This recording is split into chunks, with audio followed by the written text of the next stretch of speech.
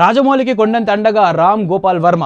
తాజాగా ఇండస్ట్రీలో రాజమౌళిపై వివాదం హాట్ టాపిక్గా నడుస్తున్న విషయం అందరికీ తెలిసిందే.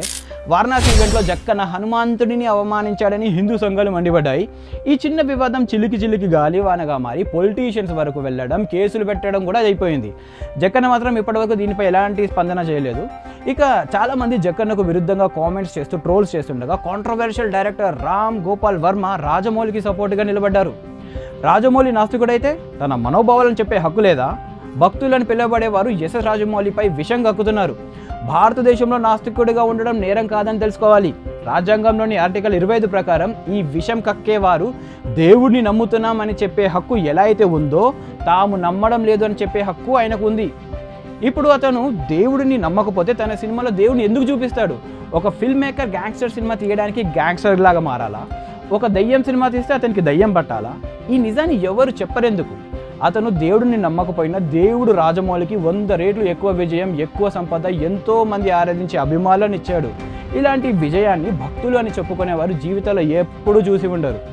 దేవుడు విశ్వాసుల కంటే నాస్తికులను ఎక్కువగా ప్రేమిస్తాడు. దేవుడు ఇలాంటి వారిని పట్టించుకోడు. లేదా దేవుడు నోట్ ప్యాడ్ పెట్టుకొని కూర్చుని ఎవరు నన్ను నమ్ముతున్నారు, ఎవరు నన్ను నమ్మట్లేదు అని నోట్స్ రాస్తూ కూర్చోరు. ఒకవేళ దేవునికే అతనితో ఇలాంటి సమస్య లేకపోతే దేవుడిని నమ్మే వారికి బీపీ, హార్ట్ అటాక్లు ఎందుకు వస్తున్నాయి? అసలు సమస్య అయిన నాస్తికత్వం కాదు. అసలు సమస్య ఏంటంటే దేవుడిని నమ్మకపోయినా అతని విజయం సాధించాడు. అది పిచ్చిగా దేవుడిని పూజించి విఫలమైన వారిని భయపెడుతుంది. కాబట్టి విశ్వాసులు దేవుడిని సమర్థించడం మానేయాలి. అది వారిని బలహీనులుగా చేస్తుంది. నిజం ఏంటంటే రాజమౌళి దేవుడిని తగ్గించలేదు. ఒకవేళ ఎవరైనా నమ్మడం మానేసిన క్షణంలో విశ్వాసం కూలిపోతుందనే అభద్రత భావాన్ని పెంచుతుంది. కాబట్టి రెస్ట్ తీసుకోండి. దేవుడు బాగున్నాడు, రాజమౌళి బాగున్నాడు. వారిలో ఎవరిని అర్థం చేసుకోలేని వ్యక్తులు మాత్రం బాధపడుతున్నారు.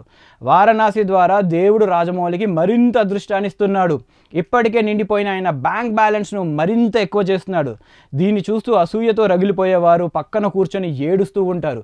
చివరిగా చెప్పొచ్చేది ఏంటంటే, ఇది దేవునిపై నమ్మకం అంటూ ముసుగు వేసుకున్న వారి అసూయ మాత్రమే. జై హనుమాన్ అంటూ ముగించాడు. ఆర్జీవి గారి నుంచి ఇంత పాజిటివిటీ, ఇంత కాంట్రవర్షియల్ సిచ్యువేషన్ ఇంత బాగా హ్యాండిల్ చేసిన విధానం చూస్తుంటే జై శ్రీరామ్, జై హనుమాన్. ఈ టైంలో నువ్వు ఈయన పక్కన ఉన్నావు చూడు, ఎక్కేసావయ్యా, ఓ మెట్టు ఎక్కేసావు.